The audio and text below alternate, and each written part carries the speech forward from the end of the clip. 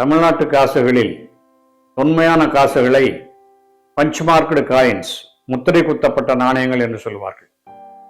பெரும்பாலும் செவ்வக வடிவில் இருக்கக்கூடிய வெள்ளி துண்டுகளிலே சூரியன், சந்திரன் போன்ற உருவங்களை முத்திரையாக குத்தி புழக்கத்திலே விட்டிருக்கிறார்கள்.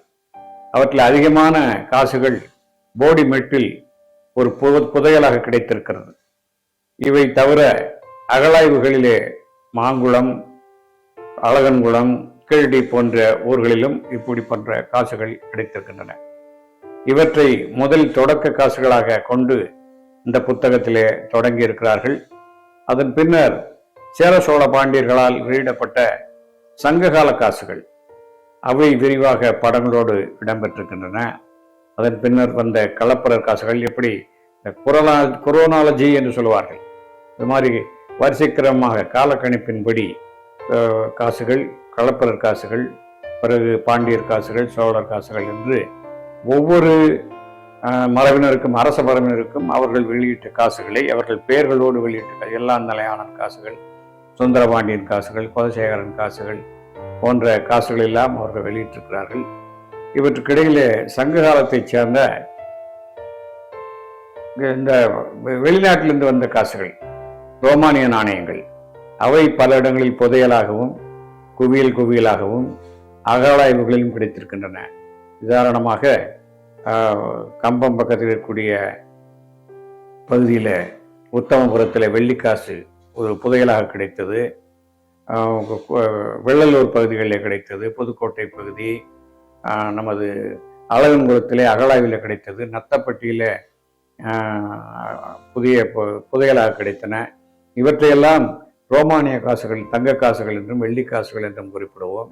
அவற்றையெல்லாம் வகை வகையாக பிரித்து படத்தோடு, வண்ணப்படங்களோடு இந்த நூலிலே குறிப்பிட்டிருக்கிறார்கள். அதன் பின்னர் வந்த இடைக்கால பாண்டியர்கள், சோழர்கள், விஜயநகர அரசர்கள், நாயக்க மரபினர், அவர்களோடு ஊட்டிய குறுநிலத் தலைவர்கள் என்று பலருடைய காசுகளையும் எதுவுமே தவறாமல் இந்த நூலிலே முதல் பாகத்திலே வெளியிட்டிருக்கிறார்கள்.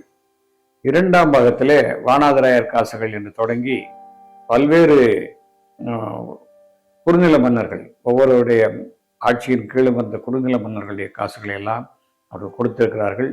பிறகு வெள்ளையர் ஆட்சியிலே இருந்த காசுகள், டச்சுக்காரர்கள் காசுகள் என்று பலவிதமான காசு, அனைத்து காசுகளையும் தமிழ்நாட்டில் இதுவரை கண்டறியப்பட்ட கிடைத்திருக்கக்கூடிய அனைத்து காசுகளையும் அவர்கள் படங்களோடு, சரியான ஒளிப்படங்களோடு கொடுத்திருக்கிறார்கள். இது தமிழ்நாட்டிலே இதுவரை இப்படி ஒரே இடத்தில், ஒரே நூலிலே அனைத்து விதமான காசுகள், தமிழ்நாட்டுக்கு கிடைத்த அனைத்து காசுகளையும் தொகுத்து ஒரு நூலாக வெளியிட்டதில்லை. இது வரலாற்று முக்கியத்துவம் வாய்ந்த ஒரு நூல். இதை ஒவ்வொரு கல்லூரியிலும் பள்ளியிலும் இது பாடநூலாக அல்லது நூலகங்களிலே கட்டாயம் இடம்பெற வேண்டிய ஒரு நூல். அழகான கெட்டியான அட்டையோடு நீண்ட காலத்திற்கு உழைக்கக்கூடிய வகையிலே இதை தயாரித்திருக்கிறார்கள். விலை ரூபாய் 6000 என்று குறிப்பிட்டாலும் கூட வாசகர்களின் நன்மை கருதி 1000 ரூபாயை குறைத்து கொண்டு 5000 ரூபாய்க்கு இந்த நூல் விற்பனையாகிறது. பாண்டிய நாட்டு வரலாற்று ஆய்வு மையம் தான், எங்களுடைய நிறுவனம் தான் இதை வெளியிட்டது. எனவே எங்கள் நிறுவனம் மூலமாகவே இதை விற்பனை செய்கிறோம். விரும்பியவர்கள் எங்களை நேரடியாக தொடர்பு கொண்டு இந்த நூலை பெறலாம். இந்த நூலை இப்படி கொண்டு வந்த 2 நூலாசிரியர்களும், அதாவது நமது நிதியமைச்சர் தங்கம் தென்னரசு அவர்களும் ஆறுமுக சீதாராமன் அவர்களும் மிக கடினமான உழைப்பை இதிலே, பல ஆண்டுகள் கணக்கான உழைப்பை இதிலே போட்டிருக்கிறார்கள். எனவே அவர்கள் மிகுந்த பாராட்டுக்குரியவர்கள். நாம் அந்த பாராட்டை எப்படி சொல்லுவது என்றால், இதை அனைவரும் விலை கொடுத்து வாங்கி படித்து பயன்பெறுவதன் மூலம் அவர்களுக்கு நாம் ஒரு பாராட்டை தெரிவிக்கலாம் என்று கேட்டுக்கொள்கிறேன்.